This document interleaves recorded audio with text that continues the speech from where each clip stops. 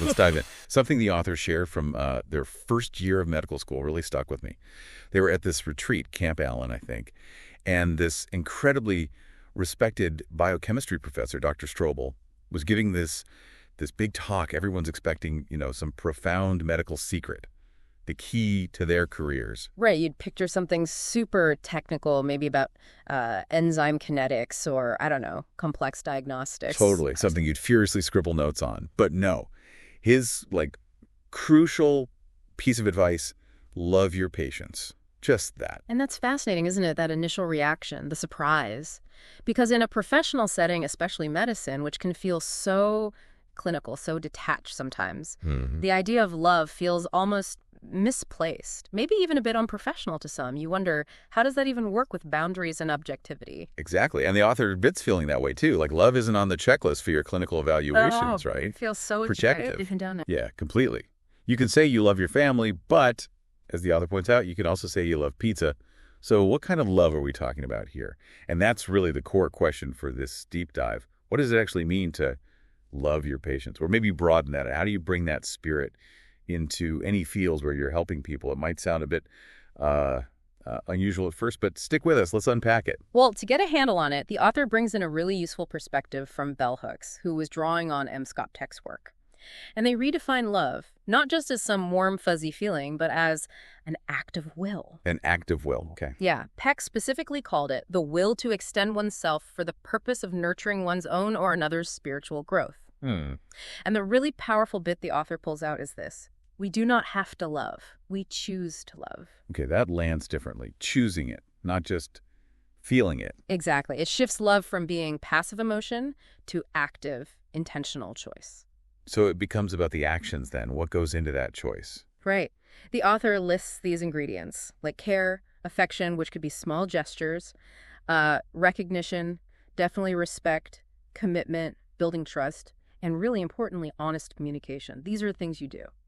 That makes sense. It makes it more concrete, less floaty. And building on that, how does this chosen love actually work in a demanding field like medicine? The author argues it can be revolutionary, actually. Revolutionary? How so? Think about how often we approach people, patients, anyone really, with our own baggage, right? Our preconceived ideas. Oh, for sure. We size people up instantly, often without realizing it. Exactly. And the author mentions these barriers are assumptions, maybe professional pride, our own fears, the stories we tell ourselves about others. They build this wall. Yeah, a wall between who they really are and the version we've cooked up in our heads. Right. And that wall makes genuine connection and positive outcomes, frankly, really difficult. So breaking down that wall, how does that connect to this idea of chosen love? This is where another concept comes in, narrative competence, Rita Charon's idea. Narrative competence. Okay, tell me more. It's basically the ability to really engage with someone's story, not just hear the words, but to acknowledge, absorb, interpret, and act on the stories and plights of others, as Charon puts it. It's about understanding the human experience behind the facts. Super crucial in any people-focused field. So it's like deep listening, but also understanding the meaning behind this story. Precisely. Recognizing that these personal narratives shape everything, what matters to the person, how they see the world, even, as the author points out, things like who gets the benefit of the doubt. Wow. Yeah, the author mentions that these stories can literally impact health outcomes. That's sobering. It really is. And developing this competence, this ability to truly hear and understand stories, it's presented as a way to build bridges, to advocate better, maybe even to heal, especially across different backgrounds. The author gives the Nocturnists as an example, that platform where medical folks share their stories. Oh, yeah, I've heard of that. It fosters empathy, right? Exactly. Between colleagues and even between doctors and patients, it humanizes the experience. Okay, so if narrative competence is so important, how do we, get better at it? It's not automatic. No, definitely not. The author suggests two key things. First is humility. Humility, like admitting you don't know everything. Pretty much. Being open to the idea that your first impression might be wrong, recognizing your own biases, we all have them, and being willing to just listen without judgment first, setting aside your assumptions. That takes conscious effort, though. It's easy to jump to conclusions. What's the second part? Actively engaging with stories, different kinds of stories, reading widely, listening to diverse podcasts, watching films, immersing yourself in perspectives that aren't your own. So, like exercise for your empathy muscles. That's a great way to put it. It forces you to reflect on your own viewpoint and how it colors your interpretation of others.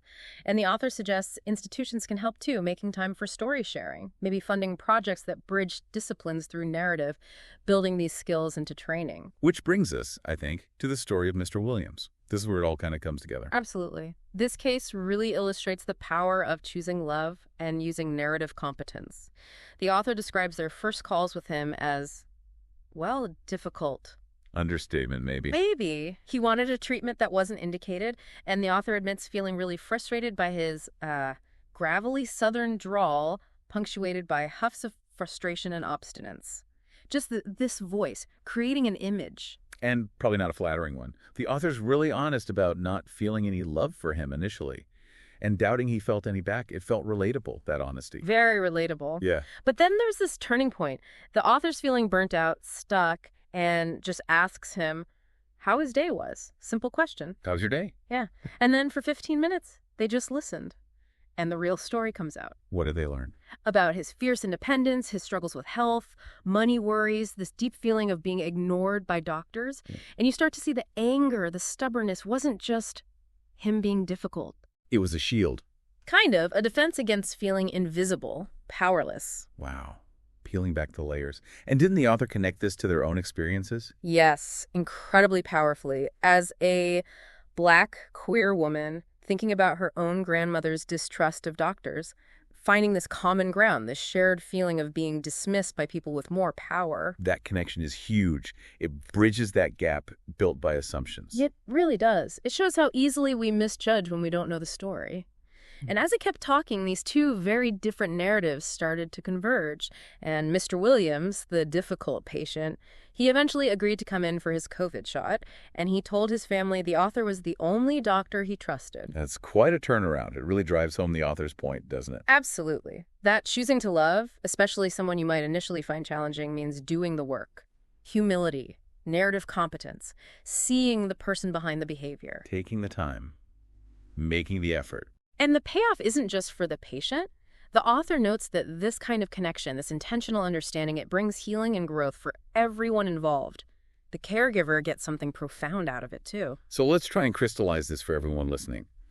The big takeaway seems to be, love, in this context, it's an action, a choice, not just a feeling that washes over you. Right. It demands effort. It means committing to understanding people's stories. And the tools for that are humility, knowing you don't have the full picture, checking your biases and narrative competence, actively listening and trying to grasp the meaning behind the words. Exactly. And that applies everywhere, not just medicine, education, customer service, just everyday life, really. Which leads us to maybe a final thought for you, our listener, to chew on.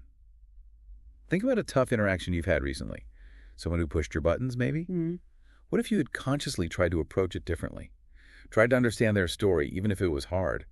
Chosen to extend yourself, as Peg put it. Could approaching it through that lens, chosen love, deliberate understanding, have changed things?